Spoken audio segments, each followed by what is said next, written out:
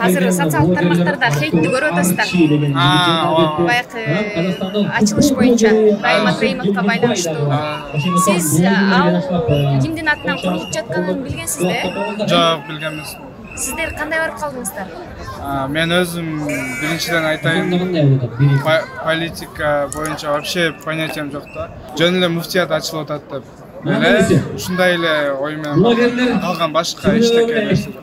Мен лично өзүм албай экенин киришкен эмесмин, отметка алган эмесмин. Жөн гана муфтият ачылган боюнча сторис киришкен. Мен менен Аскат, Байел деген блогер болчу. Алар дагы эчтеке киришкен эмес. Ошо аягында эле чогуу сүрөт баары мындай түшпөйчү деген да, ошо түшүп койгон болду. Негизи буга чейин Райым Атраимов ким экенин билчүсүз да? Чын айтсам, мен кимдей эле атты билчүмүн, жаңы өзүңөр билесиз да. Коррупционер.